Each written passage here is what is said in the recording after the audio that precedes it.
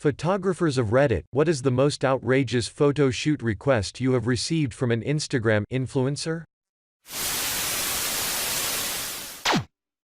Had someone ask me to do more than a week of videography for them and create a promo video for $200, not a day, for the whole week.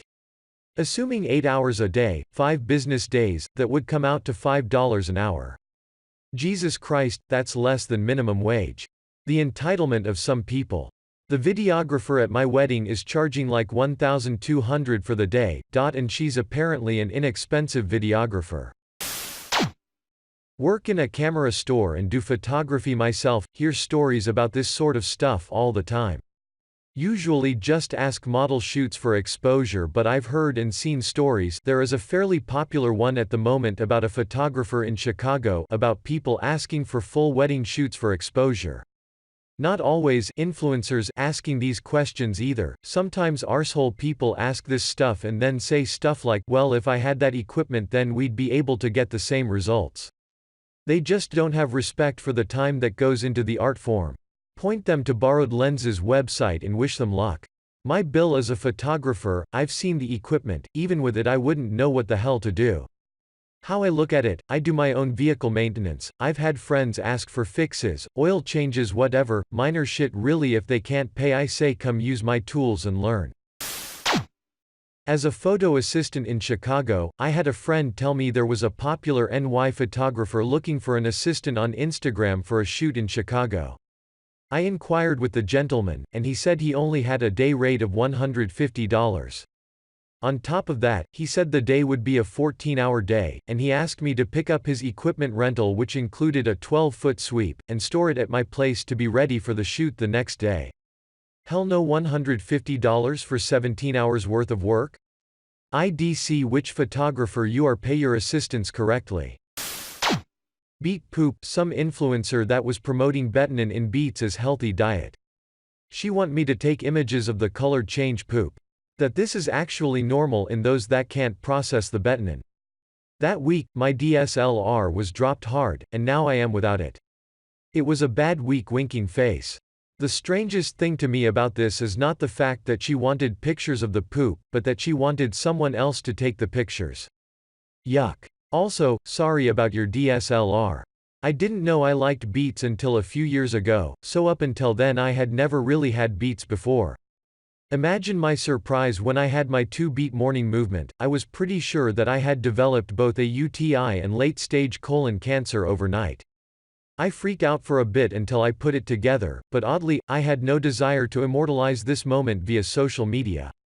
Okay, not related at all to influencers, but it was well into my adult life that I learned beets could turn your poop red. I was drinking this beet juice stuff and eating salads with beets in them for a few days in a row. This was the same week where I had a minor medical procedure done that had an extremely rare, but very bad, side effect of bloody poop, and if that happened I needed to see a doc immediately. So one morning a couple days after, I wake and see red poop. I freak. Call my doc, who sets me up with an emergency APPT with someone else within a few hours. Get a finger up the butt, some blood work, and have to collect fecal samples. I'm literally crying on the bathroom floor, thinking I'm dying, when a friend I had been texting asks if I had any beets lately. What an expensive and stupid way to discover beets equals red poop. I do documentary film and I had a non-film job in college, and I met this lady who was maybe 30 ask me to do an Instagram video like this, and she showed me a professional video shoot done with a green screen, lights and set. I told her I could probably get pretty close to quality with my university's equipment, but it would take time to get a crew together and reserve a studio. She told me no, that I should just record it with my phone. I told her that's not what they did for the Instagram video she just showed me, and she said, it's on Instagram, that means they recorded it with their phone. She dropped it after I mentioned I charge money and wouldn't just do it to be nice. She has like 10 followers and 3 of them were porn bots. It's on Instagram, that means they recorded it with their phone, like, what? Holy hell SMH. It's on Instagram, that means they recorded it with their phone, oh god, people actually think this? I really want to know if she knew they were bots, or if she thought getting traction, if I, with my irregular posting, lack of tag use, and absolutely no effort put in, including rarely ever following people. I have 140 people I follow. And that's it, have more followers with all being real people or businesses, bands. You really have no clue what you're doing and have no right to claim anything. Influencer asked me to shoot, and before I even had the chance to give her my prices, she decided to give me hers, over $300 for me to shoot with her for 30 minutes. One of her main selling points was she could teach me how to leverage and grow my social media. Girl was 15. Edit: to clarify, she was asking me to pay her $300 plus when in reality at a minimum she should be paying me. I don't even charge that much, haha. Oofs, talk about entitlement. In fairness, I can kind of see how this entitlement develops. Random fashion companies offer modeling opportunities to girls as young as 14. Just BC they have 3K followers and post bikini pics, and that combined with general teenage dumbassery leads to a massively inflated ego. I'm guessing she might have learned that from all the professional photographers that wanted to pay her to take modeling pictures. $300 equals 75 new IG followers. Trust me guys, it's worth it. Once you get those 75 new followers, the cash comes rolling in. Man, you can't even feel bad for these people when they inevitably work for minimum wage in retail or some shit. I got asked if I had any duct tape because she wanted her boobs to push up into her dress. She then proceeded to strip completely down to just high heels and wanted me to go in the other room so she could take selfies with my remote control.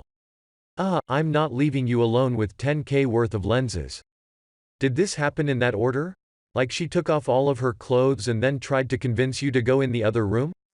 And that's when you learn to always carry duct tape with you. Never know what kind of influencer emergency might come up. This is like if someone programmed a bot to say typical 2010s shit. Had an influencer try to set up a shoot with me. When I mentioned my price, she was shocked because she was under the assumption that I was going to pay her for some reason. I work at a hotel and it's unfucking believable how many of these dipshits want to stay for free in exchange for a post. Our marketing research shows they have almost zero ROI. Had a similar situation with a hooker once. Didn't you feel influenced? This sounds like what would happen in a comedy sketch with two prostitutes that didn't know each other. I read a tweet from an animator that an influencer asked him to make some animations for his Twitch channel.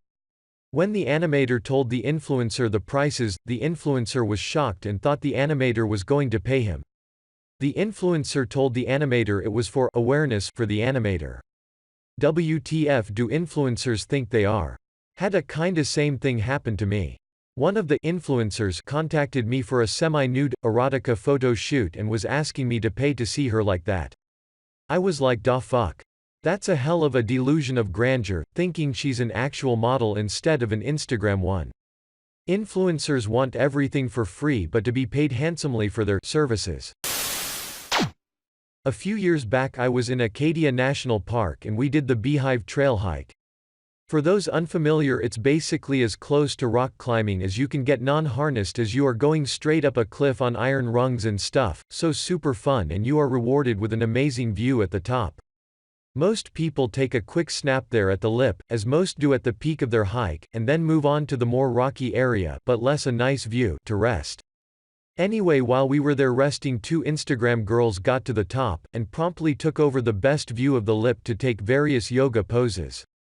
Because that was totally a natural thing to do after scrambling up a cliff, for at least 10 minutes families were coming up asking if they could take a picture, but they literally said, "We were here first," and "We'll be here a while," when asked if they were almost done. We ended up leaving before they were done, but it still boils my blood thinking about it. I would just photobomb all their pictures until they left. I can't stand people like that. Saw something similar in Iceland. Couples stood front and center on a waterfall for 30 minutes whole. They tried to take the perfect photo of her jumping in front of it. Luckily I'd done taking photos, attempting to actually be a photographer, but still boiled my piss. Another one was at the plane crash in Iceland that you're not supposed to climb on. Two couples got there, straight up on the wings to take hundreds of photos of each other. blocking like 40 people's photos, even people that were there before, and then had the cheek to ask me to move out of their photos. I may have spent the next 20 minutes having too much fun photobombing all their pics. Happens here in Portland, Maine, *2. Especially with our amazing food and booze scene. Plenty of influencer foodies flock to the city from all over the country to check off items on the bucket list. When I go out to eat, it's endless use of phones, selfies, posting everything to Instagram as soon as it comes out, etc. It's really turned the dining experience on its head. Whatever happened to enjoying a meal with the person sitting across from you? You can only imagine what impact the endless craving for online validation will have on mental health in the long term. Literally watched two girls go through 3 costume changes at one of the prime viewing spots at Machu Picchu. And then at Roy's Peak in New Zealand, it's a tiny area, so only one person, group can take the photo at a time. Had to wait in a line over an hour long just to get our own shot. I really wish posting behind the shot photos were more common. You'd see just how terrible people behave in public for the sake of social media likes. It's disgusting. Reminds me of one time I went to Joshua Tree NP. Did a short hike to a natural arch to find a hippie band going full drum circle filming a music video in the arch during magic hour for lighting at sunset.